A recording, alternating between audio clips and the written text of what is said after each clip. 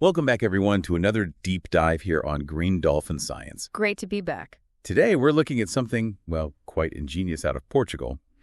They're using strawberry plants, yes, regular strawberry plants, to monitor air pollution. That's right. It's a fascinating study titled Strawberry Plant as a Biomonitor of Trace Metal Air Pollution, a Citizen Science Approach. It's quite a mouthful, but the core idea is brilliant. Definitely.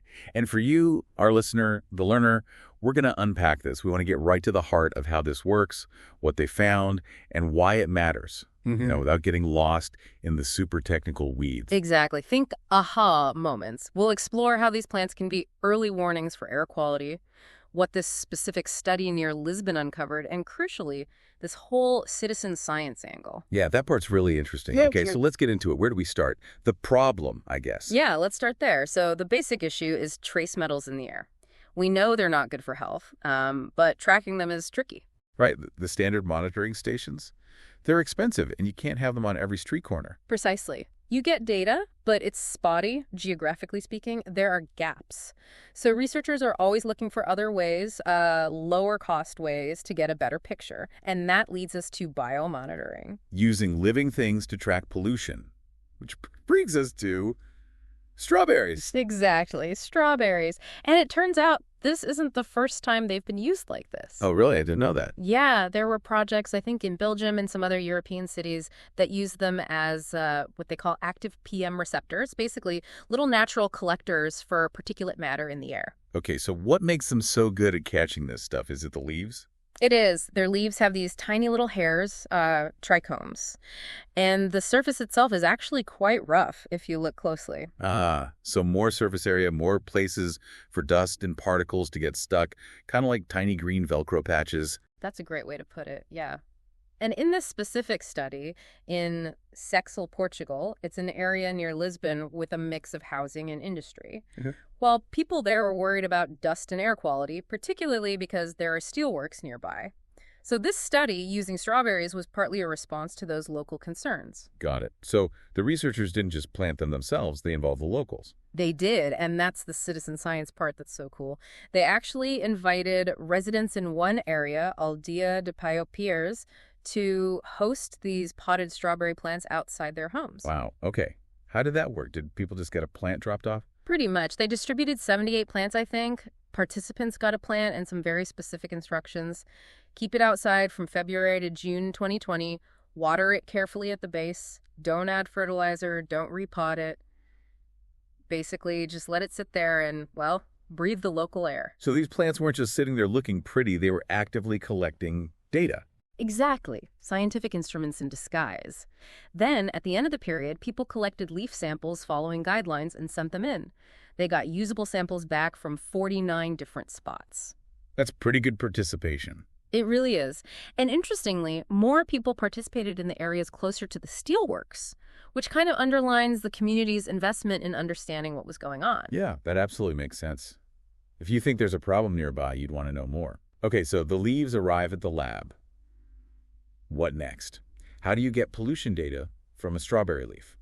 Right, so the leaves were analyzed using a technique called X-ray Fluorescence spectrometry. You can think of it as a way to scan the leaf and see exactly which chemical elements are present and how much of each. They looked for 22 different elements. 22. Okay. But just knowing the elements are there isn't enough, right? You need to know where they came from. That's the key question. And for that, they used some clever data analysis, tools like enrichment factors, basically checking if an element's level is way higher than you'd expect naturally in the soil. Adjusting it came from somewhere else, like pollution. Exactly. And they also use something called principal component analysis, or PCA. It's a statistical method that helps find patterns. It groups elements that tend to show up together in the samples. Ah, okay. So if certain elements always rise and fall together, maybe they're coming from the same source? Precisely. It helps tease apart the different potential sources contributing to what the strawberry leaves collected. This is where it gets really interesting then. What did they find? What were the main sources? Well, the analysis pointed to three main groups or sources. First, there was what they called a geogenic source, natural stuff. Like just regular dust from the ground? Yeah, like basically soil dust. Yeah. Characterized by elements like aluminum, silicon, potassium, the kind of things you find in rocks and soil. Okay, makes sense.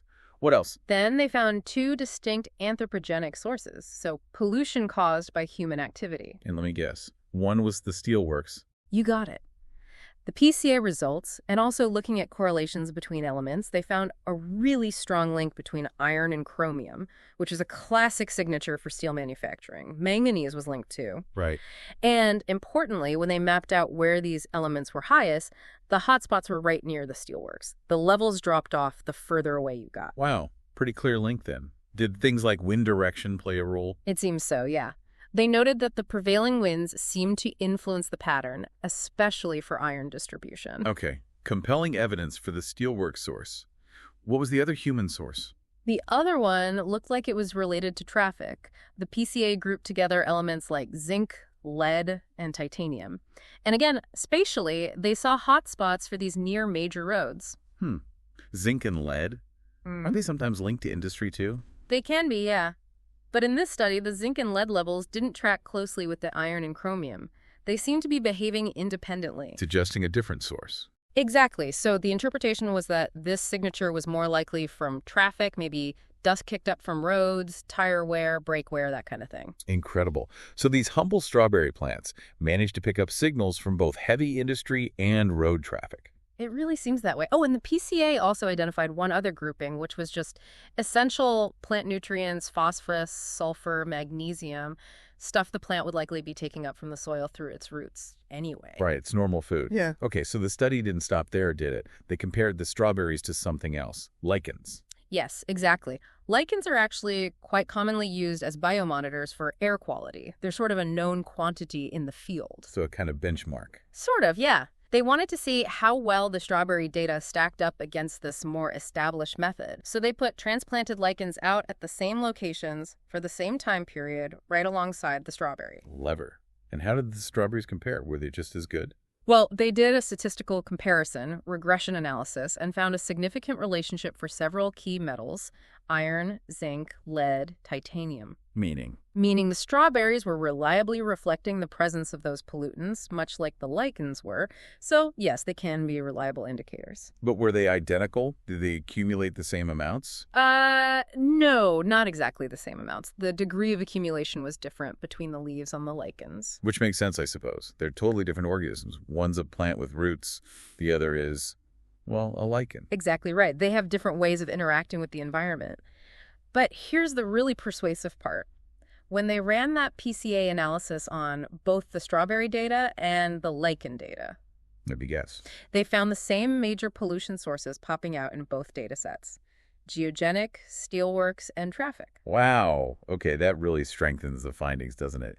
Getting the same answer from 2 different biological detectors. It absolutely does. It suggests that despite the differences in, say, how much they accumulate or the fact plants have roots, both are effectively capturing the signatures of the main pollution sources in the area. So the strawberries really proved their worth as biomonitors in this context. I think so, yes. It's a really strong piece of evidence. Okay, so let's pull this all together. What's the big picture here? The main takeaway? I think the big takeaway is that this study really showcases how effective strawberry plants can be, especially within this citizen science model. They managed to assess air pollution, identify the likely sources, steelworks and traffic, and even pinpoint local hotspots. And they did it with the community involved. Yes, and that's huge. Plus, the comparison with lichens adds a layer of validation, suggesting strawberries are a genuinely valuable tool, maybe a complementary tool, to add to the biomonitoring toolkit. It's not just a gimmick, it works. So for you, the learner, listening in, what this shows is pretty amazing, right? A common garden plant, the strawberry, acting as a kind of silent environmental sentinel. It reveals these hidden chemical fingerprints of pollution in the air we breathe.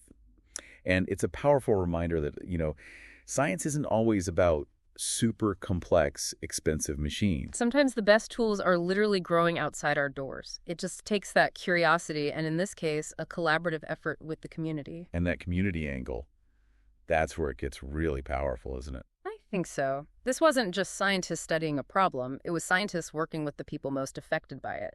Imagine the awareness and understanding that builds when people are directly involved in collecting data about their own neighborhood. That's the power of citizen science. Definitely.